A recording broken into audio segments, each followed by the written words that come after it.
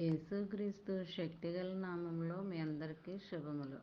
ప్రియమైన దేవుని బిడ్డలారా, మరి ఎలా ఉన్నారు? గతించిన దినమంతా కూడా ఆయన రెక్కల నీడలో మనందరినీ కాపాడి మరొక నూతనమైన దినంలో మనం ప్రవేశపెట్టిన విధానాన్ని బట్టి మరొకసారి ఆయనకి వందనాలు చెల్లించుకుంటున్నామండి. మరి ఈ దినము దేవుడు మనకిస్తున్న వాగ్దానము యోహాను పత్రిక 15వ అధ్యాయము 16వ వచనం. ఫలించుటకును మీ ఫలము నిలిచియుండుటకును నేను మిమ్మను ఏర్పరచుకొని నియమించితిని. ప్రియమైన దేవుని బిడ్డలారా, మరి దేవుడు ఈ వాగ్దానంలో ఫలించేటట్టుగా నేను చేస్తానని మాటిస్తున్నాడండి.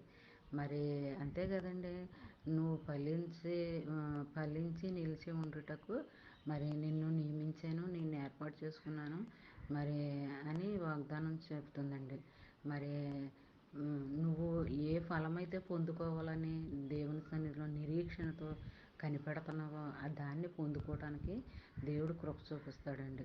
మరి మనము కూడా కనిపెట్టుకుని ప్రార్థన చేసుకోవాలి. మరి ఆయన సన్నిధిలో మోకరించి మరి కన్నీటితో ప్రార్థన చేస్తండి మనకున్న సమస్యలు అది ఏదైనా సరే మరి ఖచ్చితంగా నెరవేర్పు అనేది కలుగుతుంది అనమాట అండి. మన కన్నీరు చాలా విలువైందనమాట అండి. మన కన్నీరు మనుషుల దగ్గర దాన్ని వ్యర్థంగా వృధా చేయకూడదండి. దేవుని సన్నిధిలోనే మన కన్నీరు విడవబడాలి.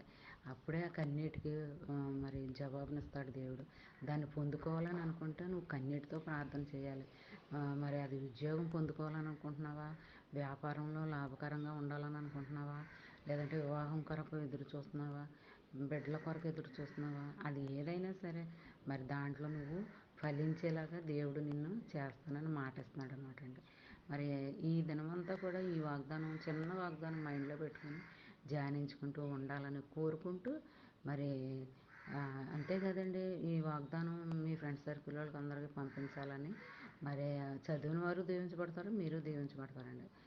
మరి ఈ వాగ్దానం నీ జీవితంలో, నా జీవితంలో, మనందరి జీవితంలో జరగాలని కోరుకుంటూ గాడ్ బ్లెస్.